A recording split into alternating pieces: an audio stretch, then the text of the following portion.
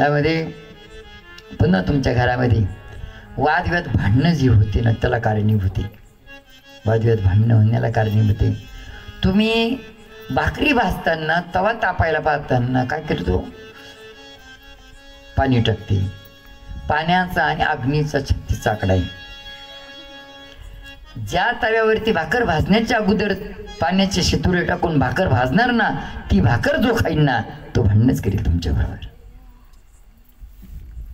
त्याच्याकरता मात्र तवा तापला का नाही हे पाण्याकरता दुधाचे शितुडे मारा आणि मग अनुभव घ्या. फक्त 4-5 दिवस अनुभव घेऊन पहा. दुधाचे शितुडे मारून ती भाकर खाऊ घाला, ऑटोमॅटिक तुमच्या घरात शांतता होईल.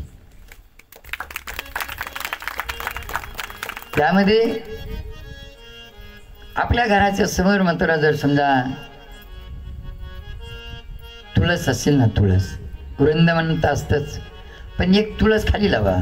आज आम्ही गेलो होतो, कुठेतरी गेलो होतो, तिथं पाहिलं आम्ही, कुठेतरी तिकडं पाहिलं आम्ही, उमराने सुंदर उमराने, त्यांनी आमचं सांगितलंच.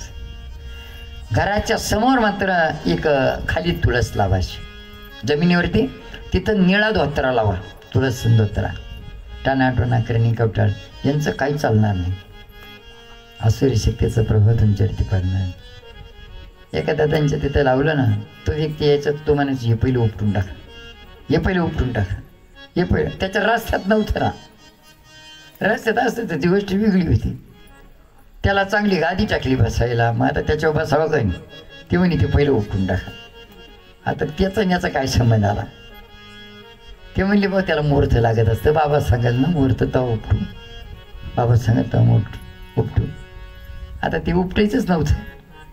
शेवटी ती वैतागून गेलं. सांगू येणे काय उपटलं तर, पण त्याचंच येणं बंद झालं, त्याचंच घरी येणं बंद झालं.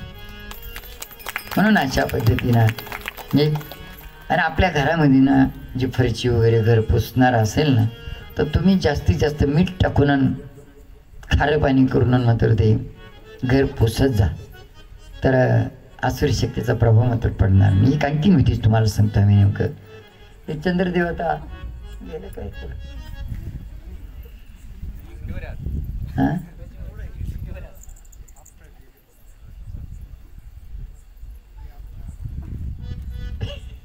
चंद्रदेव पौर्णिमापासून चंद्र उदय मात्र कॅलेंडरमध्ये दिलेला असतो. पौर्णिमापासून तर 9वी 10वीपर्यंत म्हणजे 5पर्यंत जेव्हा सूर्यदेव चंद्रदेव उगल ना, त्या टायमाला फक्त या चिमटीने मात्र फक्त मीठ धरा, मीठ असं, आणि चंद्रदेवाक फक्त ते मीठ टाकून दर्शन करा. तुमच्या घरामध्ये सुख शांती मिळेल. फक्त चंद्रदेव उगायच्या टायमाला आकाश. तर म्हणून मात्र आपल्या घराच्या दोन्ही बाजूला, उंबऱ्याच्या बाजूला एक देवाचा द्वारपाल आणि एक आसुरी शक्तीचा द्वारपाल असतो. तर तिथं मात्र आपण दूध आणि पाणी एकत्र करून मात्र थोडंसं दोन्ही बाजूला शितळून अशी चांदणी काढायची. रांगोळी ही राक्षसांना आवडत नाही, आसुरी शक्तीला आवडत नाही रांगोळी. दोन्ही बाजूला काढली तर तिला राक्षसांच्या द्वारपालाची शक्ती कमी होते आणि देवाच्या द्वारपालाची शक्ती वाढते. देवाच्या शक्तीचा अनुभव येतो. आपल्या तुळशीमध्ये गुरुवारी थोडंसं दूध आणि पाणी, थोडंसं 2-3 दाणे साखरेचं टाकून तुळशीला टाकीत जा. लक्ष्मी तुमच्या घरामध्ये वास करेल, लक्ष्मी राहील तुमच्या घरामध्ये. तुमचे एकसारखे जर 3-4 दरवाजे असले ना, त्या घरामध्ये सुख शांती नाही मिळत. एकसारखे इकडून पाहिलं तर पाठीमागची बाजू दिसते, पाठीमागचा दरवाजा दिसतो ना, किंवा तिकडून पाहिलं तर इकडं समोरचा दरवाजा दिसतो. एकसारखे दरवाजे असले त्या घरात सुख शांती मिळत. मग आता तुम्ही म्हणाल मग आता काय करायचं दुसरं, तर त्या प्रत्येक दरवाजामध्ये पडदा लावा. असा पडदा लावा, त्याला नळी नाही लावायची, डायरेक्ट पॅकिंग पडदा लावायचा. तुम्ही इकडून तिकडं शिरले का पडदा आपोआप बंद झाला पाहिजे, तिकडून इकडे शिरले का पडदा आपोआप बंद झाला पाहिजे. आणि एक मेन गेट आहे तुमची, मेन दरवाजा. मेन दरवाजाच्या पडद्याला खाली तुम्ही अशा छोट्या छोट्या घंट्या लावा. वाऱ्याने हलन तेव्हा त्या घंटीचा आवाज होईल ना, त्या घंटीचा आवाज मात्र जिथपर्यंत जाईल तिथपर्यंत मात्र टाणाटोणा करणी कवट भूत प्रेत पिशाची मात्र ही बाधा राहणार नाही. त्या घंट्यांचा आवाज होईल तर जसं मात्र एखाद्याच मात्र काही सहज आवाज झाला, सहज आवाज झाला तरी मात्र पाखरं उडते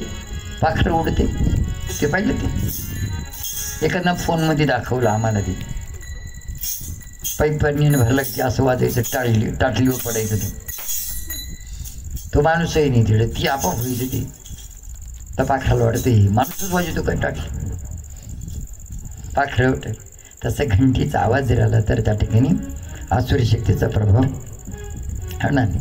अशा पद्धतीनं मात्र की तुझा हे तुझं त्याची परी तू जागा चुकलाशी आपल्या घरामध्ये आपण जी विधी पूजा आरती जी करतो ना तर तिथे मात्र देवाच्या समोर मात्र आपण दोन्ही पायाच्या ठासा एकाला एक मिळून दोन्ही पायाच्या अंगठीच्या मध्ये मात्र एक 4 बोटाचं अंतर असलं पाहिजे. एखाद्या साहेबाच्या समोर उभं राहायचं म्हणले साहेब तुम्हाला म्हणे आहे नीट उभं राहा असं म्हणून पण देव मात्र तुम्हाला म्हणणार नाही म्हणून देवाकडून काही मागायचं आहे ना असंच उभं राहा. आणि आरती ओवाळताना मात्र कशा पद्धतीनं ओवाळा आरती घेताना कसं करा. एक आपल्या जीवनामध्ये जास्तीत जास्त महत्त्व कशाला माहिती का सईला म्हणते म्हणून आम्ही करोनाच्या कालावधीमध्ये हरिओम या शब्दाने मात्र पेशंट वाचवले म्हणून आम्ही सगळ्यांना म्हणतो तुम्ही हरिओम बोलत जा हरिओम बोलत जा. हरि हा परमात्मा परमेश्वर भगवान महाविष्णू आणि ओम जो आहे ना अर्धा चंद्र वरचा अर्धा भाग आहे ओमचा ब्रह्म पाठीमागचा भाग आहे विष्णू खालचा अर्धा भाग आहे महेश आणि खालच्या अर्ध्या भागाला जे वाकडं सोंड येतं तो गणपती आणि वरचा अर्धा चंद्र तिथे पृथ्वी म्हणजे आपलं शरीर पण पृथ्वीमय होणार आहे. वरी दिलेला जो टिंब आहे ती शक्ती आहे म्हणून आपण कपाळाला टीका लावतो त्या शक्तीचा. ते एवढंच करा हा पुन्हा जन्म नाही 100 वर्षाचं आयुष्य आपल्याला होतं पण काय 25 वर्ष ब्रह्मचारी 25 वर्ष ब्रह्मचारी 25 ते 50 वर्ष ग्रस्त आश्रम आणि 50 ते 75 वर्ष वानप्रस्थ आश्रम आणि 75 ते 100 वर्ष संन्यास आश्रम. आता तुम्हाला ब्रह्मचारी आश्रम समजला ग्रस्त आश्रम समजला वानप्रस्थ आश्रम म्हणजे आपल्याला जी कला येते ती दुसऱ्याला शिकवणं.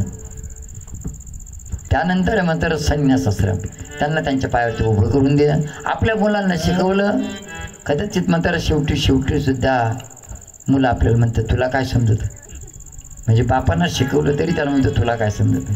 पण एखाद्या वेळेस परक्या व्यक्तीला शिकवा अनाथ मुलांना शिकवा कमीत कमी ते तुमचा फोटो भिंतीला लावते ना हे माझे गुरु आहे असे म्हणून मात्र तुमची पूजा करते. एक वानप्रस्थ आश्रम आहे ना आपल्याला वानप्रस्थ आश्रम काढायचं आहे ठाकूर मांडवाला तो वानप्रस्थ आश्रम काढणार आहे ह्या पद्धतीनं नाही तर इकडेही काढू पण नायगावला आपल्याला आरती कशी ओवाळायची ओमच्या आरतीचा योग घेऊन आपल्या कार्यक्रमाला पूर्ण विराम देऊन एका अमावस्यापासून तर पौर्णिमापर्यंत ज्या तिथी आहे काही दैविक तिथी काही पितळांच्या तिथी काही आसुरी शक्तीच्या तिथी आहे.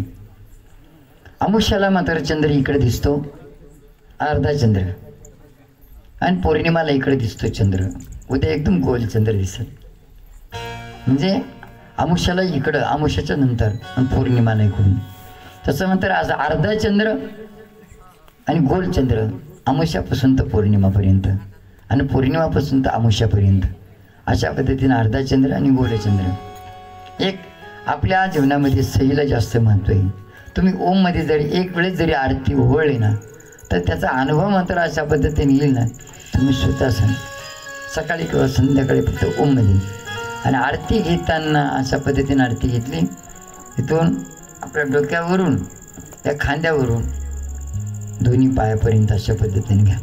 घरी आरती घेतली तर 3 वेळेस घ्या. इथं सामुदायिक आरती घेतली ना त्या टायमाला फक्त अशा पद्धतीनं डोक्यावरून असं करा 1 वेळेस काय अनुभव येतं बाबाने.